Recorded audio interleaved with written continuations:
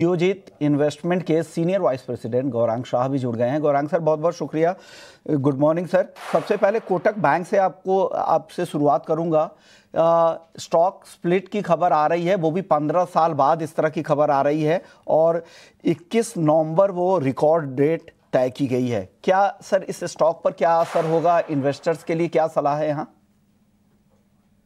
धन्यवाद विश्व मोहन जी, मंच पर आमंत्रित करने के लिए। सभी को प्रणाम और शुभ प्रभात हमारे तरफ से। एक डिस्क्लोजर सबसे पहले अनिवार्य होगा कि जो भी निवेश लायक रणनीति आपके समक्ष आज प्रातःकाल इस कार्यक्रम में रखेंगे, ये हमारे रिसर्च टीम की तरफ से राय है, बुनियादी दर के आधार पर लंबी अवधि के लिए। इसमें हमारी कंपनी जियोजित अथवा मेरा कोई व्यक्तिगत निवेश नहीं है, ना ही किसी प्रकार का वित्तीय लाभ मिलता है, ना ही किसी प्रकार का कॉन्फ्लिक्ट ऑफ इंटरेस्ट। लेकिन इसी स्तर पर राय हमारे क्लाइंट्स को देते हैं, संभव है उनका निवेश हो। तो एक अरसा हो गया है कोटक महिंद्रा बैंक के ऊपर बुनियादी दर के आधार पर निवेश करने के लिए हिदायत करते हुए विश्व मोहन जी, और वो आज के तारीख में भी है। देखिए, एक चीज ये होती है कि स्प्लिट या बोनस, जो भी गतिविधि मैनेजमेंट अपने बुद्धिमत्ता का प्रयोग करके शेयर धारकों को लाभ देना चाहती है, वो एक सकारात्मक अवसर होता है। इसमें कोई बड़ा उतार चढ़ाव कंपनी के कामकाज बुनियादी दर के आधार पर नहीं होता है।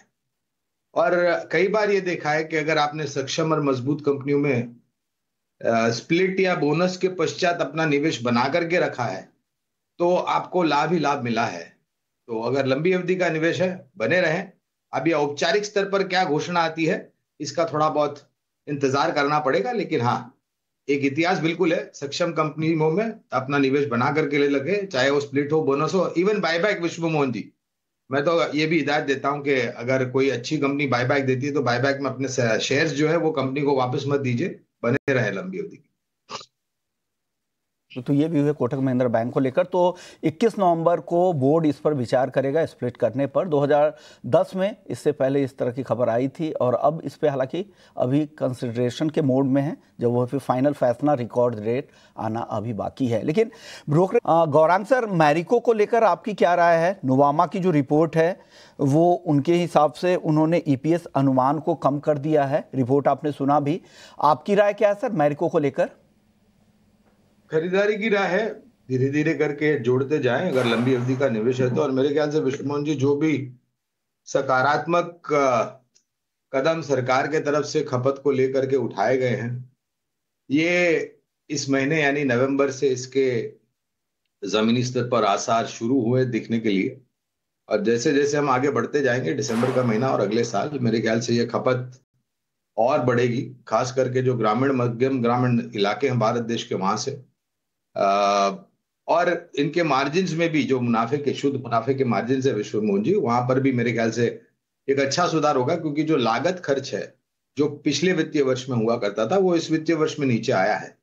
तो नहीं है आपके पास निवेश मैरिको में, तो शुरुआत करें और गिरावट पर जोड़ते जाए।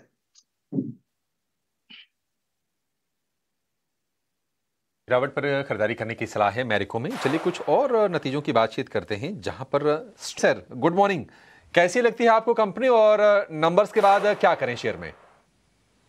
प्रणाम आपको भी अभिषेक भाई, और आपको भी शुभ प्रभात हमारे तरफ से।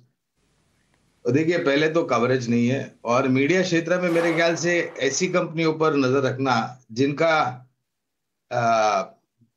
पॉलिटिकल भी कनेक्शन होता है, तो वो थोड़ा मेरे ख्याल से एक असमंजस परिस्थिति खड़ी कर देती है। और विशेष रूप में ऐसी कोई मीडिया हाउस के ऊपर कवरेज भी नहीं है जिस पर मैं टिप्पणी कर सकूं।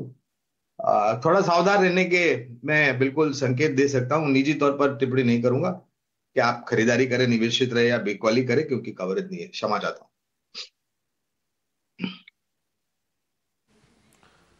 ठीक है, सन टीवी पर एक टेक्निकल व्यू फटाफट ले लेते हैं। वैशाली जी, डीज और ओवरऑल फार्मा को लेकर आपकी राय क्या है? देखिए, डॉक्टर रेड्डीज पर जो हमारे लक्ष्यांक थे वो आ चुके थे, तो हमने अब मुनाफा वसूली की राय दी है। खरीदारी कहां पर करनी है, फिर प्रश्न ये उठता है विश्व मोहन जी। तो खरीदारी जो करनी है आपको, वो सिप्ला, ग्लैंड फार्मा, सन pharma, Aurobindo pharma, नेटको pharma, granules India जैसी जो कंपनियां हैं, वहां पर बुनियादी दर के आधार पर लंबी अवधि के लिए खरीदारी की राय है। खास करके जो सीडीएमओ सेगमेंट से जुड़ी हुई कंपनियां हैं, उस पर ध्यान देना अनिवार्य होगा। तो ये सलाह फार्मा को लेकर आपकी तरफ से आगे, लेकिन डिवीज से जाना चाहेंगे इंडियन होटल। वैसे तो परसेंटेज मजबूत है, कोई शक नहीं है, लेकिन ये है कि शेयर थोड़ा गिरावट का शिकार हुआ था, लेकिन अब रिकवरी वाले फेज में है 52 वीक लो से। आप इस डील को कैसे देख रहे हैं सर? देखिए, पहले तो गिरावट क्यों आई थी अभिषेक भाई, ये समझ ले। पहले गिरावट इसलिए थी क्योंकि दूसरी तिमाही के नतीजों में जो अनुमान था उससे आंकड़े थोड़े बहुत निराशाजनक, थोड़े बहुत ही मामूली, इसलिए गिरावट थी। और गिरावट के बाद ये उभरा भी है ऊपर, मेरे ख्याल से 650 के नीचे गया था और पिछले शुक्रवार को मेरे ख्याल से करीबन 720 के ऊपर जाकर के बंद दिया है। तो खरीदारी की राय है, और ये जो खरीदारी कर रहे हैं, और ये सिर्फ यहाँ पर अंत नहीं होगा अभिषेक भाई। सभी हॉस्पिटैलिटी या फिर होटल्स क्षेत्र से जुड़ी हुई कंपनियों ने बहुत सारी विस्तार योजना आने वाले 3 से 5 साल में खड़ी करने की बात की है, और उनका उद्घाटन करने की बात की है, कमर्शियलाइजेशन करने की बात की है। तो योगदान बिल्कुल आएगा, और मेरे ख्याल से एक सूझबूझ और समझ की रणनीति है विस्तार योजना को आगे बढ़ाने के लिए इंडियन होटल्स। ठीक है, इंडियन होटल्स को लेकर ये भी, लेकिन चलिए 9 बजने वाले हैं, और उसके पहले जरा ये देख लेते हैं कि इस वक्त आकर्षक इन्वेस्टमेंट वाले आइडियाज जानते हैं, ट्रेडिंग वाले नहीं।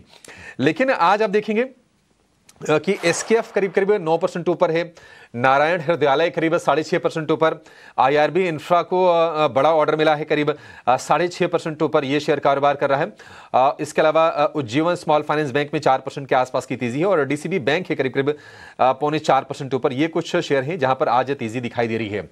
गौरांग भाई, कुछ अपने शेयर बताइए सर, 1, 2, 3 जैसी आपकी श्रद्धा हो, जहां पर निवेश करके पैसे बनाए जा सके। आपका 1, 2, 3 सुनकर के मुझे एक फिल्म का गाना याद आ गया ऑन अ लाइटर नोट। मगर हाँ बिल्कुल, देखिए, अगर आपके पास निवेश लायक लंबी अवधि के लिए पूंजी है, रक्षा क्षेत्र और शेयर बाजार से जुड़े हुए क्षेत्र, उसके साथ कैपिटल गुड्स इंजीनियरिंग क्षेत्र, अभिषेक भाई, हमारी विचारधारा और सोच ये कहती है कि इन सब क्षेत्र से जुड़ी हुई कंपनियों के जो ऑर्डर बुक है वो काफी सकारात्मक रूप से आपको बढ़ते हुए दिखाई देंगे। तो अनिवार्य रणनीति आपके लिए ये होनी चाहिए कि आप सक्षम और मजबूत कंपनियों में ध्यान दें, जिनके पास अनुभव हो, जिनके पास उच्च टेक्नोलॉजी हो और मैन पावर हो एग्जीक्यूट करने के लिए ऑर्डर बुक को। तो विकल्प एक विकल्प मैं लंबी अवधि के लिए देने का प्रयास करता हूं। रक्षा क्षेत्र में से ship builders to the nation, Mazagon dock, ये कंपनी है। कैप गुड्स इंजीनियरिंग में फैला हुआ कारोबार है और नतीजे बहुत ही सकारात्मक आए थे। L&T, शेयर बाजार से जुड़े हुए क्षेत्र में से एक कंपनी जो हमें अच्छी लगती है वो है computer age management services limited, CAMS. ये 3 हो गए। और कहीं ना कहीं हमें ये भी लग रहा है कि सीमेंट क्षेत्र, जिसकी चर्चा अक्सर होती नहीं है, लेकिन ये क्षेत्र मेरे ख्याल से बखूबी रुझान लेकर के आएगा, क्योंकि खपत बढ़ रही है और आने वाले समय में और भी बढ़ेगी। तो स्वाभाविक है इनके बिक्री, इनके आय, इनके शुद्ध मुनाफे में आपको इजाफे होते हुए नजर आएंगे। तो सीमेंट क्षेत्र में से अगर मुझे 1 या 2 मझौली कंपनियां चुनना हो तो रामको सीमेंट और दालमिया भारत, तो ये कुछ विकल्प है जहां पर आप ध्यान दे सकते। आकर्षक विकल्प है आपके लिए निवेश के लिहाज से, और ये सारी की सारी जो लिस्ट है हमने आपके सामने ये रख दी है। भाव भी आपको पता चल चाहेंगे सभी वाइट गुड मैन्युफैक्चरर्स पे, क्योंकि देखिए इस बार का समर सीजन तो इतना कुछ खास नहीं रहा इनके लिए। मॉनसून्स काफ़ी समय तक रहे, और पर आगे के लिए क्या कुछ आउटलुक लेकर चलना चाहिए, क्योंकि सभी काउंटर्स की जो है काफ़ी पिटाई ऑलरेडी हो चुकी है। क्या इनमें से कोई पसंदीदा पिक है आपकी? सृष्टि जी, आपको भी प्रणाम और शुभ प्रभात हमारे तरफ से। देखिए, खपत के 2 पहलू होते हैं सृष्टि जी। एक होते हैं जो रोजमर्रा की चीज जो आपको खपत करना ही है, जिसे हम नॉन डिस्क्रिशनरी कहते हैं। दूसरी होती है डिस्क्रिशनरी, यानी कि आज अगर आपके बजट में नहीं बैठ रहा है खर्च करने के लिए, तो आने वाले भविष्य में करेंगे।